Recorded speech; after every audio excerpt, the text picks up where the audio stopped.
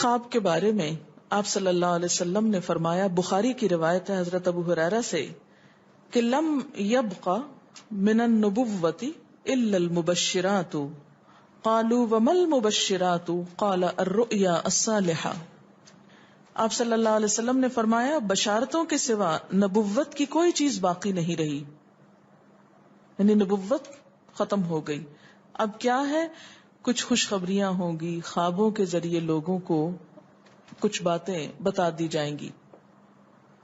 بعض اوقات آپ دیکھتے ہیں نا کہ ایک چیز آپ دیکھتے ہیں اور وہی ہو جاتی، اور جب ہو جاتی تو آپ سوچتے اوہ یہ تو میں نے کہیں پہلے بھی دیکھی تھی، پھر سوچتے کہاں دیکھی تھی تو یاد آتی تو خواب میں دیکھی تھی، لیکن آپ کو یاد نہیں ہوتا، جب وہ ہو جاتا پھر یاد آتا ہے۔ تو فرمایا بشارتوں کے سوا نبوت کی کوئی چیز باقی نہیں رہی۔ صحابہ نے دریافت کیا کہ بشارتوں سے کیا مراد ہے؟ آپ نے فرمایا سچا خواب، میننگ فل خواب۔ اور یہ سچے خواب بعض اوقات فیوچر کے بارے میں کچھ اطلاع ہوتے ہیں، بعض اوقات انسان کو ملنے والی کچھ خوشخبری ہوتے ہیں۔ یہ جو سچے خواب ہوتے ہیں یہ نبوت کا آغاز بھی ہوتے ہیں۔ اب تو خیر نبوت ختم ہو گئی نا، لیکن تمام انبیاء کو وحی سے پہلے سچے خواب آتے ہیں۔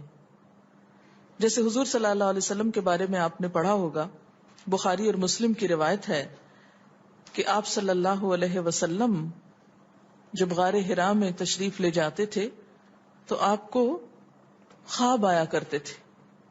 حدیث ہے بخاری کی، اول ما بدأ بی الرؤیا الصالحہ، سب سے پہلے جس چیز سے نبوت کا میری آغاز ہوا وہ سچے خواب تھے، کہ ایک چیز کو میں رات کو دیکھتا تھا اور صبح بعین ہی وہی ہو جاتی تھی۔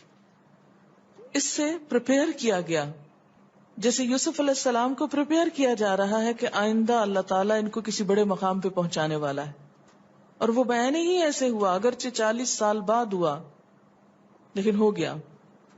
اسی طرح عام انسان اور نیک انسان، سچ بولنے والے لوگ بسا اوقات ان کو بھی سچے خواب آتے ہیں، اور ایک خواب مثلاً ہو سکتا ہے آپ نے بچپن میں دیکھا ہو اور وہ اب آ کے پورا ہوا ہو۔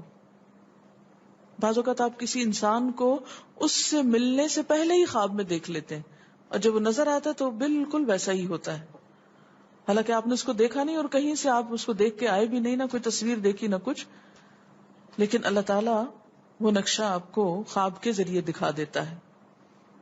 آپ صلی اللہ علیہ وسلم نے یہ بھی فرمایا، بخاری اور مسلم کی روایت ہے، قال رسول اللہ صلی اللہ علیہ وسلم الرؤیا الصالحہ جزء من 46 جزءا من النبوہ، کہ سچا خواب نبوت کا 46واں حصہ ہے۔ یعنی جیسے انبیاء علیہ السلام کو وحی کے ذریعے خبریں دی جاتی ہیں، ایسے ہی عام لوگوں کو خواب کے ذریعے کچھ یوں کہہ لیں غیب کی خبریں دے دی جاتی، فیوچر کی خبریں دے دی جاتی۔